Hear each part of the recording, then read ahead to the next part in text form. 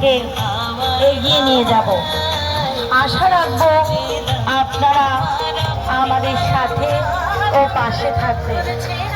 আসুন আমরা সকলে মিলে এই রঙিন আলোয় মেতে উঠি। আমাদের সাথে থাকুন এবং পাশে থাকুন, আমাদেরকে সাহায্য করুন এই